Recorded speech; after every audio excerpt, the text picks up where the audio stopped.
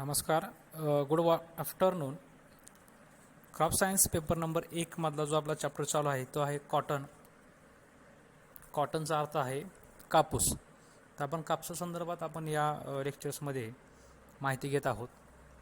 तर पुढचा जो पार्ट्स आहे तो आपण व्हरायटी संदर्भात आपण बघितले. व्हरायटी म्हणजे जाती. कापसाच्या कोणकोणत्या वेगवेगळ्या जाती असतील त्या संदर्भात आपण माहिती बघितलेली आहे. तो जो पुढचा पार्ट आहे ते आहे की त्या व्हरायटीचा एक डीपली इन्फॉर्मेशन, त्या व्हरायटीचा एक आपण सारांश असेल किंवा पूर्णपणे याची जर माहिती घेतली तर एक नंबरला आहे H4 व्हरायटी. H4 तर काय म्हणतं बघा की टाईप ऑफ गॉसिपम हिरसुटम. तर गॉसिपम मधल्या वेगवेगळ्या ज्या स्पेसीज आहेत, वेगवेगळ्या जाती आहेत, त्याच्यामध्ये गॉसिपम हिरसुटम याची अंडर H4 नावाची व्हरायटी येते. It is evolved in Mysore in 1969. तर 1969 साली म्हैसूरमध्ये या व्हरायटीज या ठिकाणी डेव्हलपमेंट करण्यात आली. Parents of the H4 are G67 and American nectariless. तर त्याचे हे पॅरेंट्स आहेत. तर ह्या G67 आणि अमेरिकन नेक्टरलाइस हे जे दोन कॉम्बिनेशन जे व्हरायटीज आहेत या दोन व्हरायटीचं कॉम्बिनेशन करून त्याच्यापासून H4 नावाची व्हरायटी या ठिकाणी निर्माण केलेली आहे. Staple length is 30 mm. तर त्याच्यामधल्या जी धाग्याची जी साईज असेल, त्याची जी लांबी असेल ती जवळजवळ 30 मिलीमीटरपर्यंत असू शकते किंवा जाऊ शकते. तर त्यापासून ज्यावेळेस आपण धागा तयार करू त्यावेळेस 30 मिलीमीटरपर्यंत ते जाऊ शकेल. Flower are creamy white. तर त्याच्यामध्ये जी फुलं असतील, H4 नावाची व्हरायटी आहे त्या व्हरायटीची जी फुलं येतील ती फुलं व्हाईट रंगाची म्हणजे पांढऱ्या रंगाची. क्रीमी म्हणजे जसं की आपण दुधाळ कलर म्हणू तर दुधी कलरची या ठिकाणी त्याची फ्लावरचा म्हणजे फुलांचा रंग असेल. It is susceptible to the jassid and black arm. Jassid म्हणजे तुडतुडे, ॲफिड्स जॅसिड्स तर एक पार्ट्स आहेत. तर त्या ह्याच्यावरती जॅसिडचा किंवा ब्लॅक आर्म म्हणजे या ठिकाणी काळ्या मुंग्यासारखे असतील तर तसल्यांचा ह्याच्यावरती कसल्याही प्रकारचा परिणाम होऊ शकत नाही.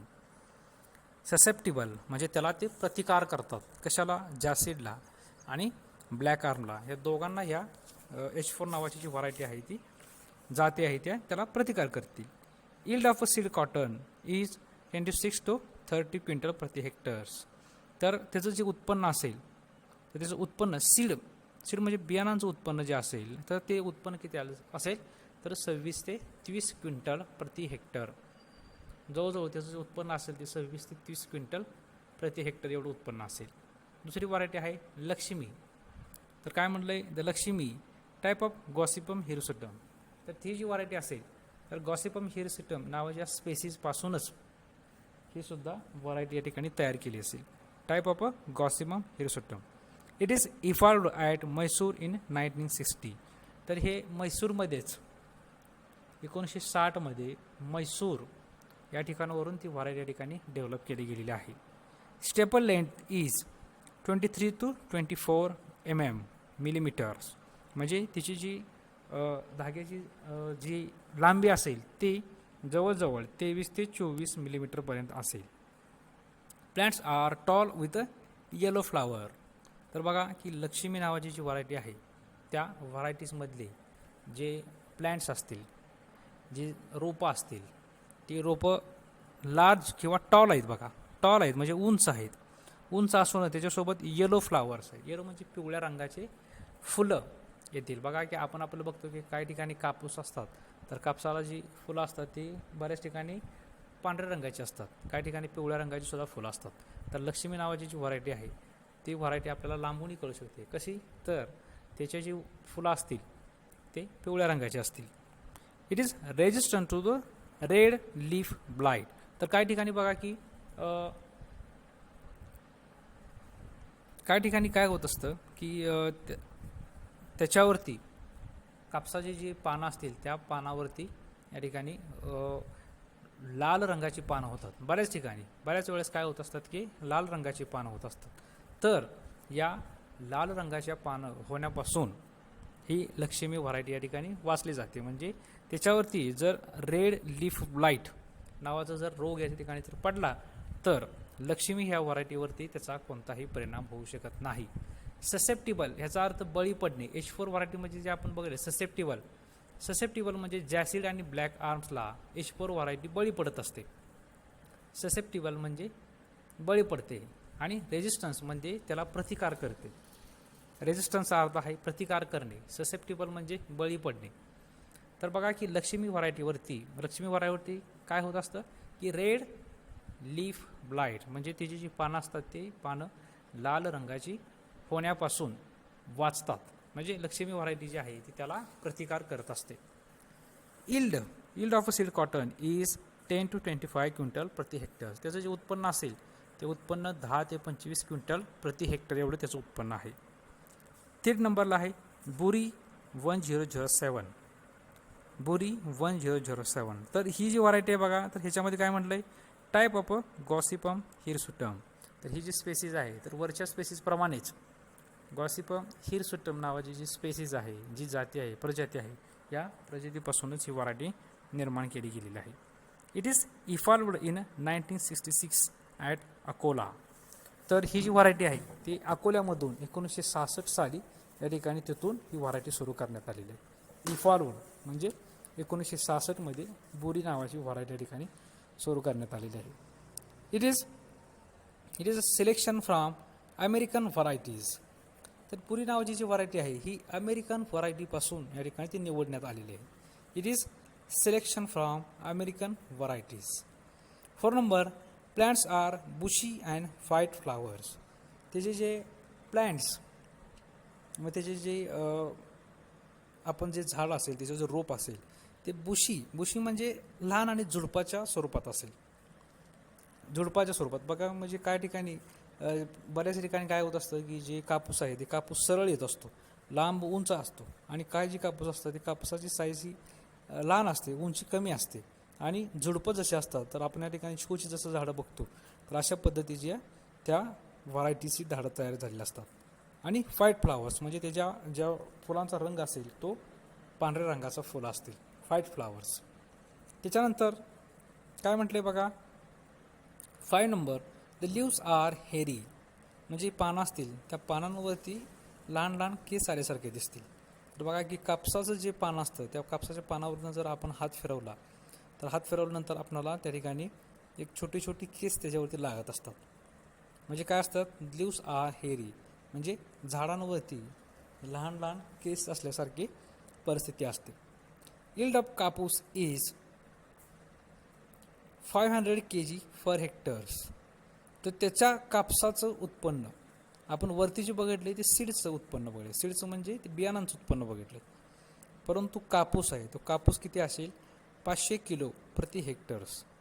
एका हेक्टरमध्ये 500 किलो कापूस या बुरी नावाच्या व्हरायटीपासून येत असेल. आपण ह्याच्या अगोदर जे बघितले ते सीडचं म्हणजे वजन जे आपण केले ते कापसाचं नसून त्या कापसाच्या आतमधल्या बियाणांचं वजन करतोय. तर काय ठिकाणी कापसाच्या बियाणापासून आपण काय करणार आहे, तेल तयार केलं जातं.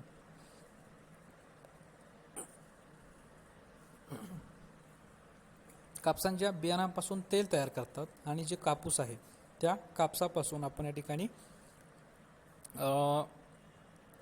त्याच्यापासून आपण कपडे तयार करत असतो.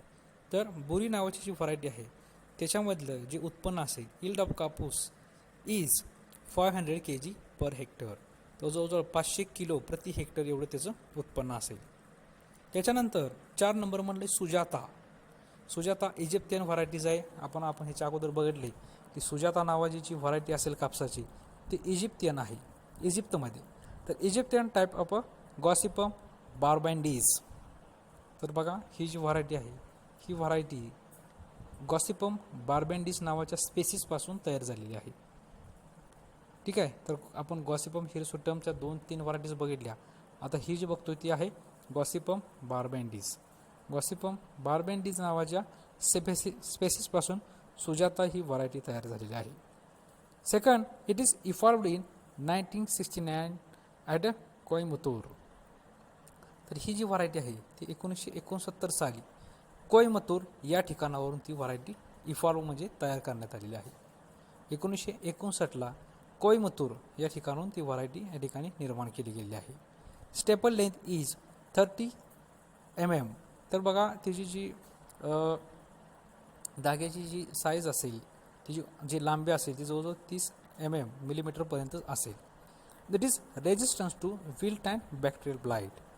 तर बघा विल्ट म्हणजे काय असतात की जी पानं असतात त्या पानांवरती एक पानं या ठिकाणी कोमेजल्यासारखे होतात, मोरजल्यासारखे होत असतात. तसेच बॅक्टेरियल ब्लाईट म्हणजे जी कापसाची पानं असतात त्या कापसाच्या पानांवरती एक ठिकाणी तांबूस तपकिरी रंगाचा रंग येतो, त्याला ब्लाईट असं म्हटलं जातं.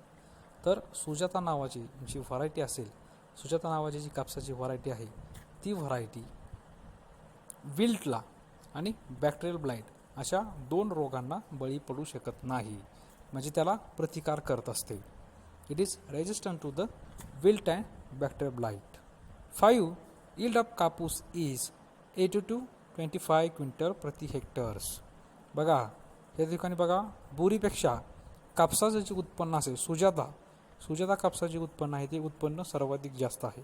म्हणजे कितीपर्यंत आहे? 18 ते 25 क्विंटल प्रति हेक्टर त्याचे जे उत्पन्न आहे. सुजाता नावाचा जो कापूस आहे, सुजाता कापसाचं उत्पन्न किती आहे? 18 ते 25 क्विंटल प्रति हेक्टरपर्यंत त्याचं उत्पन्न आहे. त्याच्यानंतर बघा 5 number MCU 5.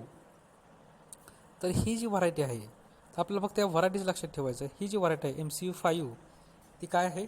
American type Gossypium hirsutum, म्हणजे अमेरिकन टाईपची व्हरायटी आहे, अमेरिकेपासून डेव्हलप झालेली ही व्हरायटी आहे. Evolve at Coimbatore in 1969. Coimbatore जे आहे हे तामिळनाडूमधली एक युनिव्हर्सिटी आहे, TNU नावाची, तामिळनाडू ॲग्रिकल्चर युनिव्हर्सिटीज. त्याच्यामधलं जे कोयमुतूरचं आहे तर कोयमुतूर या ठिकाणीवरून 1969 साली ही व्हरायटी या ठिकाणी डेव्हलप केली गेलेली आहे, निर्माण केली गेलेली आहे. स्टेपल लेंथ इज 30 mm, म्हणजे जवळजवळ 30 मिलीमीटरपर्यंत त्या धाग्याची साईज या ठिकाणी आपल्याला दिसून येते. Flowers are creamy white seed with greenish fuzz. तर त्याचे जे फ्लावर्स म्हणजे त्याची जी फुलं असतील ती फुलं या ठिकाणी पांढऱ्या रंगाची क्रीमी व्हाईट्स म्हणजे दुधाळ किंवा पांढऱ्या रंगाची दिसून येतील. Seeds are greenish fuzz. तर त्याची जी बियाणं असतील त्या बियाणांवरती पांढऱ्या रंगाची या ठिकाणी कापसाची जी वरचा जो कापूस असेल तर तो हिरव्या रंगाचा या ठिकाणी असेल. तर सीड्स असतील जे त्या ठिकाणी बियाणं असतील ती आपल्याला हिरव्या रंगाची असल्यासारखी दिसतील. Yield of kapus is 20 to 25 quintal per hectares. त्याचं जे उत्पन्न असेल ते 20 ते 25 क्विंटल प्रति हेक्टर एवढं उत्पन्न असेल. बघा सुजाता आणि MCU 5 ही नावाचे जे 2 कापूस आहेत या कापसाचं या ठिकाणी उत्पन्न जे आहे ते अतिशय चांगल्या पद्धतीने दिसून येते. त्याच्यानंतर हे जी व्हरायटीज आहेत, ह्या जे 5 व्हरायटीज आहेत ते ह्या व्हरायटीची एक साधारण माहिती आपल्याला या ठिकाणी दिलेली आहे. हे असे काही व्हरायटीज परीक्षेच्या दृष्टीने जास्त महत्त्वाच्या आहेत असं नाही, परंतु त्या व्हरायटीची एक साधारण माहिती आपल्याला असावी, म्हणजे ज्या व्हरायटीपासून कापूस कशा पद्धतीचा असतो हे समजावं म्हणून या ठिकाणी त्याची साधारण माहिती दिलेली आहे. त्याच्यानंतर बघा next part, the important characteristic of varietal improvements are. तर काय आहे बघा की व्हरायटीमध्ये ज्यावेळेस आपण एखादी जाती कापसाच्या निर्माण करत असतो, शोध घेत असतो, त्यावेळेस आपणाला या ठिकाणी त्याच्यामध्ये कोणकोणत्या कॅरेक्टरिस्टिक म्हणजे कोणकोणती वैशिष्ट्य असावीत असं आपण ग्राह्य धरतो. The important characteristic of varietal improvements are. 1 number increase in yield. ज्यावेळेस आपण एखादी व्हरायटी निर्माण करत असतो त्यावेळेस त्याच्यामध्ये कोणकोणते कॅरेक्टरिस्टिक असावेत, कोणकोणते गुणवैशिष्ट्य असावे. तर पहिलं गुणवैशिष्ट्य कसं असावं तर इन्क्रीज इन यील्ड, त्याचे जे उत्पन्न आहे ते उत्पन्न जास्तीत जास्त येईल अशा पद्धतीची व्हरायटी असावी. Second ginning percentage. Ginning percentage म्हणजे काय? त्या कापसापासून कशा पद्धतीची रुई तयार केली जाऊ शकते, कापसाचं किती रुई येऊ शकेल याला आपण गायनिंग पर्सेंटेज म्हणतो. तर गायनिंग पर्सेंटेज कसं आहे, रुई निर्माण होण्याची पात्रता कितपत आहे हे सुद्धा आपण या ठिकाणी लक्षात घेणार आहोत. ड्रफ रेजिस्टन्स म्हणजे काय की ती जी व्हरायटी असेल ती व्हरायटी कमी पाण्यामध्ये सुद्धा योग्य पद्धतीने येऊ शकेल, त्याला म्हटलं जातं ड्राउट रेजिस्टन्स. 4 आहे क्वालिटी ऑफ फायबर. तर त्याची क्वालिटी काय असेल बघा, त्याच्यामध्ये स्टेपल लेंथ म्हणजे धाग्याची जी साईज असेल, त्याची जी लांबी असेल ती कितपत असेल, त्याची मॅच्युरिटी कधी असेल, मॅच्युरिटी म्हणजे ते प्रोडक्टमध्ये कधी येईल, ते पूर्णपणे त्याची लाईफ सायकल कधी पूर्ण होईल ते सुद्धा आपण या ठिकाणी लक्षात घेणं गरजेचं आहे. नंतर फाईननेस, स्ट्रेंथ म्हणजे या ठिकाणी त्याचं ते प्रबळ आहे का, किंवा ते समजा जर उद्या जर त्याच्यातून हे करत असताना कापूस उगवून आल्यानंतर ते मोडूनमध्येच येऊ नये अशा पद्धतीची व्हरायटी असणं गरजेचं आहे. गायनिंग पर्सेंटेज म्हणजे त्या कापसापासून रुई, आपण जे रुईसाठी जर आपण कापूस वापरत असेल तर रुई किती प्रमाणात निर्माण होऊ शकते, या गोष्टी आपल्याला या ठिकाणी विचारात घेणं गरजेचं आहे. इम्पॉर्टंट कॅरेक्टरिस्टिक फॉर व्हरायटल इम्प्रूव्हमेंट्स, एखादी व्हरायटीमध्ये ज्यावेळेस आपल्याला या ठिकाणी इम्प्रूव्हमेंट म्हणजे त्या व्हरायटीमध्ये सुधारणा करायची असते, तर सुधारणा करण्याच्या वेळेस त्याच्यामध्ये कोणकोणते गुणधर्म असावेत, असं कोणकोणते गुणधर्म असावेत, तर खालील गुणधर्म त्याच्यामध्ये असणं गरजेचं आहे. तर ही आपल्याला लिस्ट बघत आहोत. त्याच्यानंतर पेस्ट अँड डिसीज रेजिस्टन्स, जी व्हरायटी आपण निर्माण करणार आहे त्या व्हरायटी जी असेल ती पूर्णपणे रोग आणि कीडरोग त्याच्यापासून पूर्णपणे मुक्त असावी. Paste and disease resistance. 6. Oil content of seed, त्याच्यामधून त्या बियाणांमधून कितपत ऑइल, कितपत या ठिकाणी तेल निर्माण होतं हे सुद्धा आपण लक्षात घेणं गरजेचं आहे. 7. न्यूट्रिटिव्ह व्हॅल्यू ऑफ सीड्स, तर जे बियाणं असतात त्या बियाणांपासून या ठिकाणी आपण ऑइल तयार करत असतो, बियाणांपासून ऑइल तयार करत असतो. त्यामुळं त्या बियाणांमध्ये जे पोषक तत्व आहे ते पोषक तत्व कितपत, त्या पोषक तत्वाची व्हॅल्यू कितपत आहे हे सुद्धा आपल्याला विचारात घेणं गरजेचं आहे. न्यूट्रिटिव्ह व्हॅल्यू ऑफ सीड, पोषक तत्व कितपत व्हॅल्यूवर आहे किंवा पोषक तत्व योग्य पद्धतीचे आहे त्या बियाणांमध्ये का, तर हे सुद्धा आपल्याला या ठिकाणी विचारात घेणं गरजेचं आहे. The important characteristic of varietal improvements are. त्याच्यानंतर बघा नेक्स्ट पार्ट आहे कॉटन रिसर्च स्टेशन. तर आपल्या महाराष्ट्रामध्ये कुठं ठिकाणी काय ठिकाणी कापूस संशोधन केंद्र आहेत, महाराष्ट्रामध्ये कोणकोणत्या ठिकाणी कापूस संशोधन केंद्र आहेत याच्या संदर्भात आपण माहिती घेणार आहोत. तर बघा मराठवाड्यामध्ये नांदेड आणि परभणी या 2 ठिकाणी कापूस संशोधन केंद्र आहेत. मराठवाड्यामध्ये नांदेड आणि परभणी या 2 ठिकाणी कापूस संशोधन केंद्र आहे. विदर्भामध्ये अकोला आणि अचलपूर या ठिकाणी कापूस संशोधन केंद्र आहेत.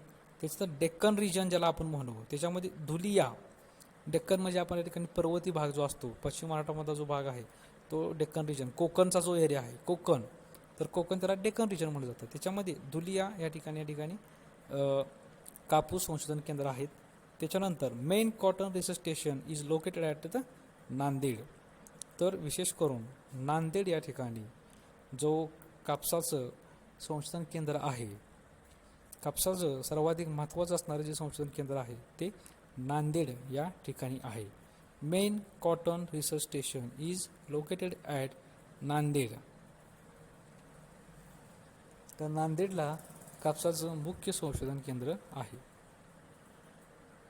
त्याच्यानंतर बघा की कापूस ज्यावेळेस आपण या ठिकाणी कापसाची लागवड करत असतो त्यावेळेस त्याची लँड म्हणजे त्याची जी जमीन असेल, त्याचं क्षेत्र असेल, कशा पद्धतीने आपण तयार करणार आहोत.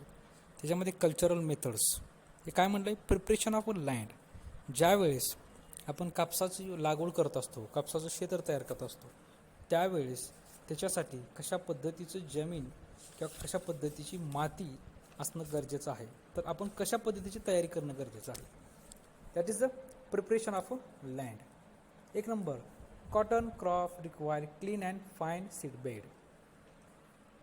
तर बघा काय म्हटलं आहे की ज्यावेळेस कापसाच्या पिकासाठी आपणाला क्लीन म्हणजे स्वच्छ आणि फाईन सीड बेड, ज्यावेळेस आपण त्याची वाफ तयार करत असतो, तर वाफ जे असतात ते या ठिकाणी लहान वाफा असतात, जास्त मोठ्या प्रमाणात वाफ नसतात. Clean and fine seed bed. Second, all the stubbles of a previous crop are collected and destroyed by burning called as a cleanup campaign. तर ज्यावेळेस आपल्याला या ठिकाणी कापसाची लागवड करायची असते, तर कापसाची लागवड करण्याच्या पूर्वी तर आपल्याला काय करायचं आहे की जे आपण पूर्वीचं या ठिकाणी पीक आहे त्या ठिकाणी पूर्वीचं जे आपण कापसाच्या लागवड करण्याच्या अगोदर जे पीक घेतलेलं आहे त्या पिकाचं काही ठिकाणी स्टबल्स म्हणजे त्याचा केर कचरा यावेळेस त्या समजा त्या पूर्वीच्या पिकाचा जो केर कचरा जो आहे तो केर कचरा आपल्या ठिकाणी पूर्णपणे बाजूला काढायचा आहे. आपल्या कापसाची लागवड करण्याच्या पूर्वी जे पूर्वीच्या पिकाचे केर कचरा वगैरे जो असेल तो या ठिकाणी पूर्णपणे बाजूला काढायचा आहे. All stubbles of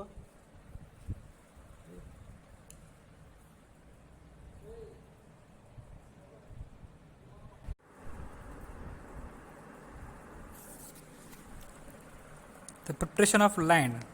the preparation of land म्हणजे ज्यावेळेस आपण या ठिकाणी कापसाची पेरणी करत असेल तर कापसाची पेरणी करण्यासाठी कशा पद्धतीची या ठिकाणी आपल्याला तयारी करणं गरजेचं आहे. तर बघितले आपण की पहिल्यांदा क्लीन सीड बेड म्हणजे आपल्या ठिकाणी पहिल्यांदा वाफं तयार करायचे आहेत.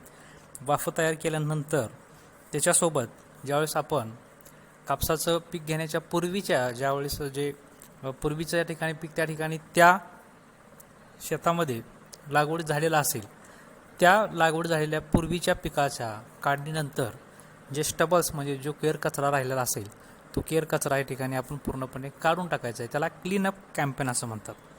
तर तो कशा पण त्या ठिकाणी काढून टाकायचा आहे. तो ठिकाणी बरीड डिस्ट्रॉय म्हणजे ते काय करायचं आहे जाळून टाकायचं आहे. त्याला क्लीन अप कॅम्पेन असं म्हटलं जातं. म्हणजे काय होत असतं की त्याच्यामुळं this is helpful for reducing the attack of pest and diseases. तर काय होत असतं की ज्यावेळी समजा आपण कापसाची लागवड केली असेल परंतु त्या कापसाच्या लागवड करण्याच्या पूर्वी समजा जर एखादं आपण त्या शेतामध्ये जर पीक घेतलं असेल त्या क्षेत्रामध्ये तर त्या पिकाला जे रोग झालेले असतात किंवा त्या पिकांवरती ज्या आळ्या पडलेल्या असतात किंवा जे कीडरोग झालेले असतात ते कीडरोग आहेच्या आहे तसेच कापसावरती सुद्धा येऊ शकतात. आपण जे नवीन कापसाचं पीक घेतोय त्या पिकावरती सुद्धा ते पूर्वीच्या रोगाचंच लक्षणं पुन्हा अजून दिसू शकतात. त्यामुळे आपलं काय करायचं असतं की अशा पद्धतीनं जे आपण क्षेत्र असेल जे फील्ड असेल ते फील्ड पूर्णपणे क्लीन स्वच्छ करायचे आहे आणि त्यानंतरच त्याच्यावरती कापसाची लागवड करायची आहे. 1 deep ploughing after every 3 to 4 years is sufficient for rainfed and every year for irrigated cotton crop. तर काय करायचं आहे बघा की डीप प्लाविंग म्हणजे आपण या ठिकाणी नांगरट असेल तर खोलवरची नांगरणी प्रत्येक 3 ते 4 वर्षानंतर खोल नांगरणी या ठिकाणी करणं गरजेचं आहे. 1 deep ploughing after every 3 to 4 years. तर प्रत्येक 3 ते 4 वर्षानंतर आपल्याला या ठिकाणी एक खोल नांगरटी करणं गरजेचं आहे. Is sufficient for rainfed. Rainfed म्हणजे ज्या ठिकाणी पावसावरती शेती आहे अशा ठिकाणी 3 ते 4 वर्षानंतर आपल्याला एक डीप प्लाविंग म्हणजे खोल नांगरटी करणे गरजेचं आहे. आणि ज्या ठिकाणी इरिगेटेड याचा अर्थ असा आहे की जर आपलं जे कापसाचं पीक आहे ते पूर्णपणे जर आपल्या स्वतःच्या घरच्या पाण्यावरती जर येत असेल किंवा विहिरीच्या पाण्यावरती जर येत असेल तर आपल्याला प्रत्येक वर्षी अशा पद्धतीचं डीप प्लाविंग करणं गरजेचं आहे. एकदा प्लाविंग झालं म्हणजे एकदा नांगरणी झाली after ploughing clod are crushed by crossing 2 to 3 harrowing and prepare smooth seed bed. तर काय केलं जातं बघा की एकदा नांगरणी झाल्यानंतर त्याची जी ढेकळं असतील ते ढेकळं पूर्णपणे फोडून टाकले जातात. त्याला क्लॉड क्रशिंग म्हटलं जातं. ढेकूळ फोडण्याच्या प्रक्रियेला क्लॉड क्रशिंग म्हटलं जातं. तर काय म्हटलं आहे आफ्टर फ्लाविंग एकदा नांगरणी झाल्यानंतर ते जे ढेकूळ असतील क्लॉड म्हणजे ढेकूळ असते ते ढेकूळ पूर्णपणे क्रश करून टाकायचे. क्रश म्हणजे या ठिकाणी फोडून टाकायचे. एकदा फोडून टाकल्यानंतर 2 ते 3 वेळा क्रॉस हॅरोविंग म्हणजे कुळवणी. तर कुळपणी यंत्राच्या सहाय्याने आपण या ठिकाणी कुळपणी करणं गरजेचं आहे. 2 ते 3 वेळा हॅरोविंग करणं गरजेचं आहे. आणि त्याच्यानंतर ज्यावेळेस अशा पद्धतीचं प्लाविंग नंतर हॅरोविंग या 2 प्रक्रिया म्हणजे या ठिकाणी नांगरणीनंतर कुळपणी. तर ह्या कुळपणी हे झाल्यानंतर त्याच्यानंतर आपणाला वाफ तयार करायचं आहे. Prepare smooth seed bed. त्याच्यानंतर आपल्याला या ठिकाणी वाफे तयार करायचे आहेत. तर त्याला प्लाविंग हॅरोविंग नंतर प्रिपेअर सीड बेड म्हणजे त्याच्यानंतर आपल्याला वाफे तयार करायचे आहेत. त्याच्यानंतर काय म्हटलं आहे बघा for irrigated crop ridges and furrow are opened last harrowing. ज्यावेळेस आपण शेवटची कोळपणी करत असतो, तर कोळपणी करत असताना त्याच्यासोबतच पुन्हा आपल्याला या ठिकाणी सऱ्या आणि बरंबा म्हणजे या ठिकाणी पुन्हा आपल्याला कापसासाठी सऱ्या मोकळ्या करायच्या आहेत किंवा कापसासाठी सऱ्या तयार करून ठेवायच्या आहेत. The distance between the two ridges should be 75 to 100 centimetre in a light to medium and 100 to 120 centimetre in a heavy soil. तर बघा की त्याच्यामधलं सऱ्यामधलं जे अंतर असेल, तर सऱ्यांमधलं जे अंतर आहे ते जवळजवळ 75 ते 100 सेंटीमीटरपर्यंत अंतर आपल्या ठिकाणी असावं. साऱ्यांमधलं जे अंतर आहे ते 75 ते सेंटीमीटर. हे लाईट सॉईल म्हणजे जी भुसभुशीत जमीन असेल त्या ठिकाणचं जे सऱ्यांमधलं अंतर असेल ते 75 ते 100 सेंटीमीटरपर्यंतचं अंतर असणं गरजेचं आहे. आणि त्याच ठिकाणी जर हेवी सॉईल म्हणजे कशी की जी माती असेल चिकट असेल किंवा चिवट असेल, जी माती या ठिकाणी आपण ज्यावेळेस नांगरती करत असताना जी माती आपल्याला दाट लागते किंवा नांगरटी आपण व्यवस्थित करू शकत नाही, अशा ठिकाणचं जे अंतर असेल, सऱ्यांमधलं जे अंतर असेल ते 100 ते 120 सेंटीमीटर पर्यंतचं या ठिकाणी त्याच्यामधलं सऱ्यांमधलं अंतर असणं गरजेचं आहे. त्याच्यानंतर बघा हे काय बघितलं, प्रिपरेशन ऑफ लँड. ज्यावेळेस आपल्याला या ठिकाणी कापसाची लागवड करायची आहे त्यावेळेस आपण कशा पद्धतीने तयारी करू शकतो, त्याला प्रिपरेशन ऑफ लँड असं म्हटलं जातं. त्याच्यानंतर नेक्स्ट आहे त्याला म्हटलं जातं सीड ट्रीटमेंट. सीड ट्रीटमेंट याचा अर्थ आहे बीज प्रक्रिया. तर सगळ्यात लक्षात घेण्यासारखी गोष्ट अशी आहे की कापसाच्या पिकामध्ये जर परीक्षेसाठी जे इम्पॉर्टन्स पार्ट आहे, जो महत्त्वाचा घटक आहे तो म्हणजे सीड ट्रीटमेंट, त्याला की बीज प्रक्रिया म्हटलं जातं. तर ह्याच्यावरती आमकास येणारे प्रश्न असतात. तर कोणकोणत्या सीड ट्रीटमेंट, कोणकोणती बीज प्रक्रिया कापसांवरती केली जाते. 1 नंबरला आहे वॉटर सोकिंग ट्रीटमेंट. तर बघा सीड ट्रीटमेंटमधली बीज प्रक्रियामध्ये पहिली आहे वॉटर सोकिंग ट्रीटमेंट. तर कशी आहे वॉटर सोकिंग ट्रीटमेंट, तिची आपण प्रोसिजर बघा. काय म्हटलंय, cotton seed is soaked in a water for 2 to 6 hours before sowing. तर समजा आपण या ठिकाणी कापसाची जी बियाणं असतात, तर कापसाची बियाणं 2 ते 6 तासासाठी पाण्यामध्ये भिजत घालायची आहेत. तर कापसाची बियाणं ज्यावेळेस आपण लागवड करायची असेल तर लागवडीच्या पूर्वी जवळजवळ 2 ते 6 तासासाठी आपण पाण्यामध्ये भिजत घालायचे. Cotton seed are soaked in water for 2 to 6 hours before sowing. म्हणजे लागवडीच्या पूर्वी जे कापसाचे बियाणं असतील ते 2 ते 6 तासासाठी पाण्यात भिजत घालायचे आहे. The light weight seed which float on a surface of a water should be removed and seed accumulate at the bottom of a bucket is used for sowing after drying in shade. तर लक्षात घ्या, तर काय केलं जातं की जे कापसाची बियाणं असतील ते कापसाचं बियाणं या ठिकाणी पाण्यामध्ये भिजत घातले जातात आणि जवळजवळ 2 ते 6 तासानंतर ज्यावेळेस भिजत घातलेल्या बियाणांमधली जे बियाणं त्या पाण्याच्या वर येतील, ती बियाणं या ठिकाणी बाजूला काढून फेकून द्यायचे, ती बियाणं नष्ट करून टाकायचे. आणि जे बियाणं पाण्याच्या आतमध्ये राहतील ते बियाणं बाजूला काढून या ठिकाणी वाळू घालून त्या बियाणांचा आपल्याला लागवडीसाठी उपयोग करायचा आहे. त्याला म्हटलं जातं की वॉटर सोकिंग ट्रीटमेंट. तर वॉटर सोकिंग ट्रीटमेंटमध्ये काय केलं जातं की जे बियाणं असतील ती बियाणं पाण्यामध्ये भिजत घातली जातात जवळजवळ 6 तासासाठी. आणि 6 तासासाठी भिजत घातल्यानंतर जे बियाणं पाण्याच्या वरती येतील, म्हणजे पाण्यावरती तरंगतील, ते बियाणं आपण या ठिकाणी बाजूला काढायचे. ते बियाणं आपण लागवडीसाठी घ्यायचे नाहीत. आणि जे बियाणं या ठिकाणी पाण्यामध्ये आतमध्ये तशीच राहतील, आतमध्ये खाली तळापर्यंत जी बियाणं राहतील ते बियाणं आपण बाजूला काढून शेडमध्ये वाळवून त्या बियाणांचा लागवडीसाठी उपयोग करायचा आहे. ह्याला म्हणतात water soaking treatments. This treatment is given quick germination.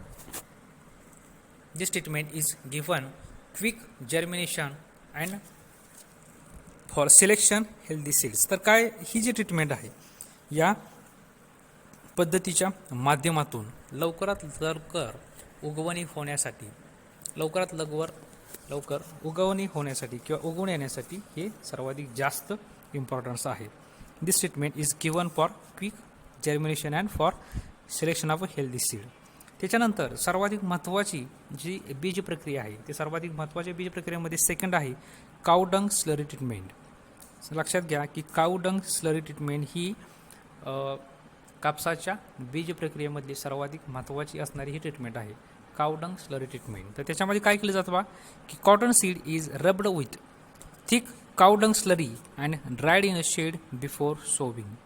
तर काय केले जातात की जे कापसाची बियाणं असतात ते कापसाची बियाणं शेणाची माती असेल त्याला काउडंग स्लरी म्हणले जातात. शेण आणि माती मिक्स केली जाते. तर त्या शेण आणि मातीच्या मिक्स केलेल्या जे या ठिकाणी सोल्युशन असेल, ठीक आहे, तर त्याच्यामध्ये ही जी कापसाची बियाणं असतील ती कापसाची बियाणं त्याच्यामध्ये टाकून पूर्णपणे एकमेकाशी घासायचे आहेत. त्याला काउडंग स्लरी म्हटलं जातं. काउडंग स्लरी म्हणजे काय की शेण आणि माती या ठिकाणी मिक्स करून त्याच्यापासून काउडंग स्लरी केली जातात. तर कापसाची बियाणं त्याच्यामध्ये टाकून एकमेकासोबत घासायचे आहेत की अशा घासल्यामुळे काय होत असतं, due to this treatment the fuzz do not enlarged into each other. तर काय होत असतं की त्याच्यावरचं जी फज म्हणलेलं असते, फज म्हणजे कापसाच्या बियाणांच्या वरचं जे आवरण असतं, कापसाच्या बियाणावरती जे कापसासारखं जे आवरण असतं ते आवरण पूर्णपणे या ठिकाणी त्याच्यामधून नष्ट होत असतं. Due to this treatment the fuzz do not enlarge into each other. तर त्याच्यावरचं जी कापसाच्या बियाणांवरती जे कापसाचं फज त्याला म्हणू किंवा जे कापसाचं पांढऱ्या कलरचं जे आवरण असतं ते आवरण या ठिकाणी त्याच्यामुळे नष्ट होत असतं. This treatment is given for convenience in a sowing. आणि ही जी ट्रीटमेंट आहे, ही जी बीज प्रक्रिया आहे ही सर्वाधिक महत्त्वाची आणि योग्य असणारी या ठिकाणी बीज प्रक्रिया आहे. तर काय बघा, पहिल्यापासून मी सांगतो की काउडंग स्लरी ट्रीटमेंट. तर काउडंग स्लरी ट्रीटमेंटमध्ये काय केलं जातं की कापसाची जी बियाणं असतात ही कापसाची बियाणं गाईचं शेण आणि माती ह्याचं जर मिक्सअप कॉम्बिनेशन करून त्याच्यामध्ये कापसाची बियाणं टाकली जातात आणि ती बियाणं जे आहे ते एकमेकाला घासली जातात. त्याला रबिंग म्हणतात.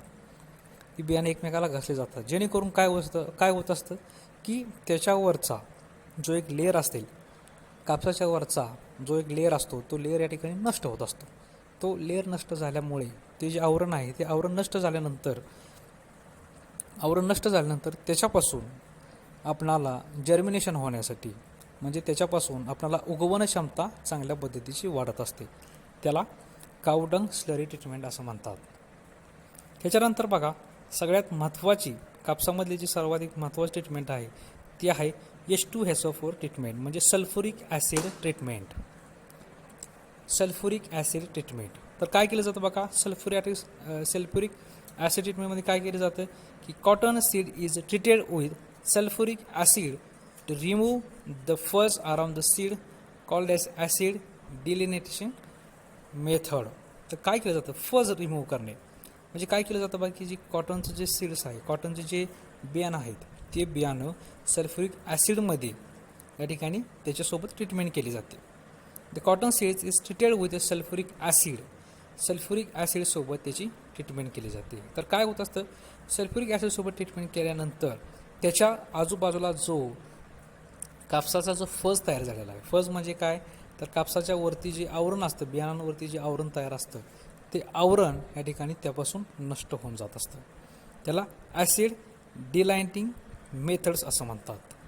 तर सगळ्या लक्षात घ्या की कापसावरती जे सर्वाधिक महत्त्वाची ट्रीटमेंट आहे ती आहे सल्फ्युरिक ॲसिड ट्रीटमेंट.